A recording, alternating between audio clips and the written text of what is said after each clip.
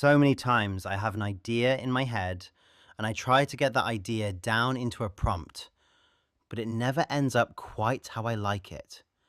The majority of generative AI models all prefer different styles of prompting to get the best results. You're sat there trying to remember which one prefers JSON prompting, which one prefers motion-based prompts. Does this one prefer the camera move at the start, or does it prefer it at the end? And that's not even mentioning the vocabulary you need to really describe what your vision is. It can be a nightmare. It's exhausting, and honestly, it's demotivating, especially when your result doesn't come out how you wanted and you've got no idea what part of the prompt needs to change. You look like you're about to rage quit, Zeno. Well, we're here to take all that nonsense away. We want to remove this pain point so you can genuinely invest your valuable time in actually generating your ideas and less time typing prompt after prompt. Let me show you how we fixed it. And make sure you stay to the end because we're going to show you how you can fix it for yourself for free. Welcome back. I'm Zeno, and in today's Frugal Roadmap episode 4 is about getting your sanity back. We built a translator. Because honestly, keeping track of whether Z Image Turbo wants brackets or commas is my job, not yours. Exactly. I built PromptForge to handle the translation. It uses Gemini 2.5 Flash to take your simple idea and formats it perfectly for the specific model you are using. You tell it what you want, it remembers how the AI needs to hear it. Now, let's go through the installation. First, unzip the package. Inside, you'll find an installation.bat file. Double-click that to get started. The script is going to check if you have node.js installed. If you don't, it'll tell you to go grab it. It's free and takes 2 minutes, and the link will be in the description if you need it.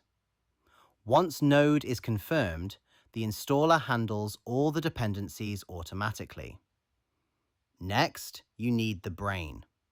Head to Google AI Studio, click Get API Key, and copy that string. Back in the installation folder, look for a file named .env.local. Open that up with Notepad. Paste your key right there, save the file, and close it. That's it. Now the app can talk to the cloud. Once it's saved, it's locked in.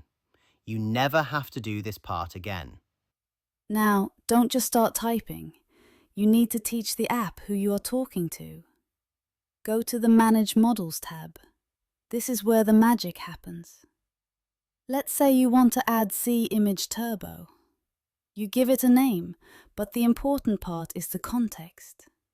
This is where you paste the rules. You tell the API, when I use this model, structure the output like this. You are effectively programming the director's eye directly into the code. An easy Google search like Z Image Turbo prompt structure or prompt guide will always give you plenty of advice in terms of structuring the prompts for the model you're adding. As you can see here for the Z image search. Add this info in and save your custom model. See? No hallucinations. Just a smooth camera move because the syntax was perfect. Let's look at the image mode. I have a concept, a feeling of digital loneliness.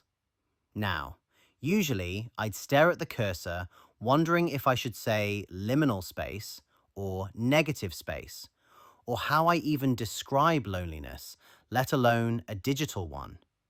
But the app has the vocabulary built in. It knows the house style. It fills in the lighting, the textures, and the mood keywords that I might forget in the moment. And just like that, the idea in my head is on the screen. No stress. Now for the headache. Video. This is where I always mess up the syntax. Does the motion go first? I don't need to remember. The app structures it into the narrative blocks that models like Hailuo and WanVideo love. It separates the camera from the subject automatically. And finally, the tweaking nightmare. You get a great image, change one word, and the whole thing breaks. The edit mode calculates exactly how to ask for a red neon change without confusing the AI. It keeps the rest of your prompt safe. Consistency, without the headache. Now, theory is great, but does this actually work when you're on a deadline? We just released our new single, Data Rush, and with working a full-time job and being a father of 3, having the time to make a credible, energetic, fast-paced music video and it not take weeks is hard. So, I created a custom model profile in PromptForge called Film 426 Glitch. In the context, I pasted our specific brand rules: high contrast, neon, cyan, and magenta, data moshing effects, compression artifacts, electro glam. And usually, getting a consistent glitch style across 20 plus different shots is a nightmare. The AI drifts. 1 minute it's cyberpunk, the next it's nothing like it. This is how we build the entire visual identity for the track, in a significantly less painful way, and cutting the prompt creation time down by like 80%. We didn't fight the style, we engineered it. Now, when I type a woman dancing, the app forces that entire aesthetic onto the prompt automatically. If you want to see the final result, the full Data Rush video is on the channel right now. But the point is, this tool isn't just for one-off images, it's for building a consistent universe. I built this tool for myself because I wanted to get back to the fun part of creating. It's lightweight, it runs on your desktop, and it's free. The link to the PromptForge is in the description. If this tool saves you a few headaches, please hit the like button.